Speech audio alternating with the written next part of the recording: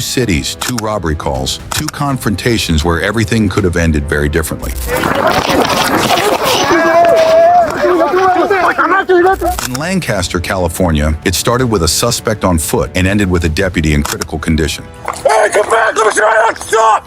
Stop! In San Jose, California, it began with a bank heist and ended with a modified machine pistol in the middle of traffic. Neither event was planned, neither could be predicted, but both tested the officers' readiness, face extreme danger without warning. This video takes you through both stories, frame by frame, from chase to chaos, from commands to gunfire, from crime to consequence. On siege. Sorry, my bad. June 7th, 2025, Lancaster, California, 7:07 p.m. A calm summer evening is shattered by a frantic 911 call.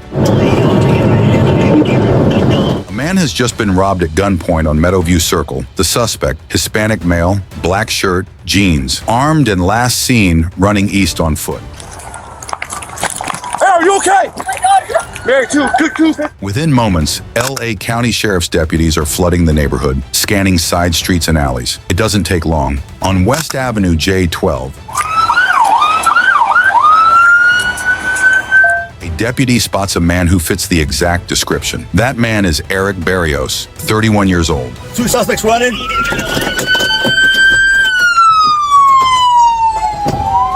The deputy doesn't hesitate. Weapon drawn, voice firm, he commands Berrios to stop, to raise his hands. Berrios complies. Hands up, no sudden moves. The tension is thick, but the situation is under control, for now. As backup pulls up, the second deputy moves in to place him in cuffs. Then everything changes in a heartbeat. Berrios suddenly begins resisting, yelling, twisting, refusing to comply. The deputies try to hold him steady, taking him to the ground, shouting for him to stop fighting. But Berrios isn't just resisting arrest, he's buying time. In one sudden motion,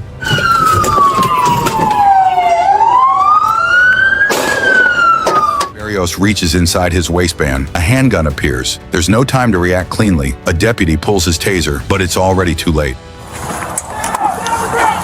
Stay down! Get on the fucking ground! Berrios fires a single round. The shot hits one deputy in the lower abdomen, an area unprotected by the vest. He crumples, wounded, bleeding. Stay down! Get on the fucking ground! Instantly, the scene explodes into gunfire. Multiple rounds are discharged. Berrios is struck several times and goes down.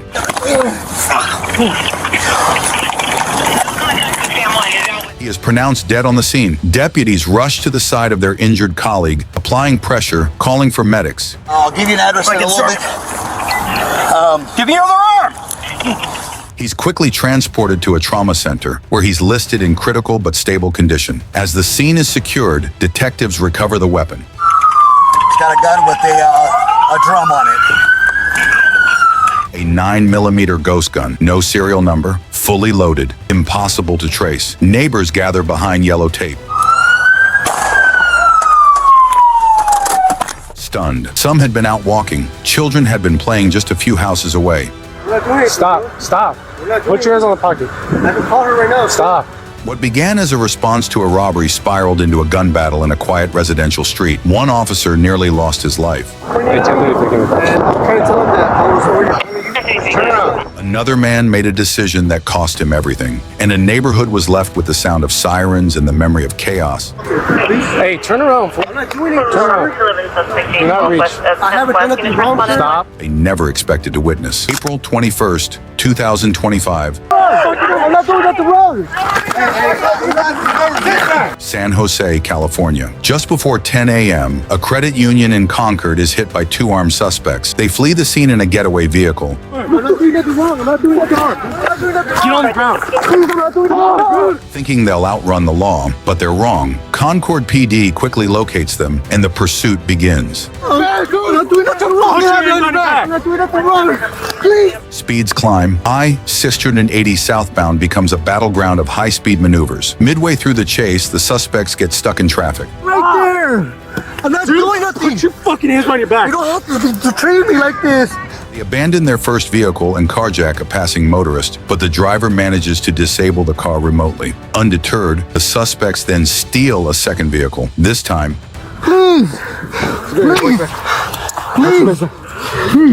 right on the freeway in broad daylight. Dash cams, traffic cameras, and cell phones capture it all. Now in another stolen car, they barrel towards San Jose. Eventually, they crash.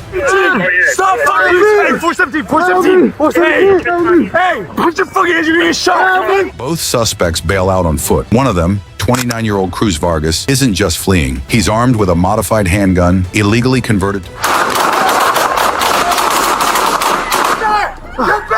fully automatic and fitted with a drum magazine. An officer gives chase on foot. As Vargas tries to carjack yet another vehicle, the officer fires. What are you hitting?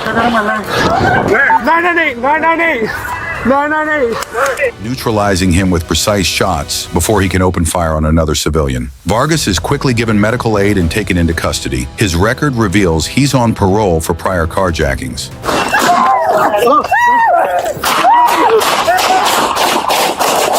The second suspect, 21-year-old Elijah Phillips, is caught shortly after, still in possession of the stolen bank cash and with multiple open warrants, including domestic violence and theft. Hey, team! Help me! Change it!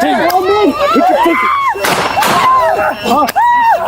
Both are now facing a long list of charges: armed robbery, carjacking weapons violations, parole violations. But what stands out most is how close the city came to another mass casualty event. Vargas had an automatic weapon ready to fire in public. The officer's decision and timing possibly saved multiple lives. In Lancaster, one deputy went to check on a suspect, only to end up critically wounded. In San Jose, another officer ran down a man with a machine pistol before anyone else got hurt. Different cases, different cities. But one reality, these weren't just robberies. They were powder kegs waiting for a spark. And every officer who stepped into those scenes didn't know what they were walking into until it exploded. These stories aren't just about crime. They're about the decisions made when weapons are drawn, when commands are ignored, and when seconds define survival. If stories like these matter to you, consider subscribing for more raw, real, and human moments from the front lines.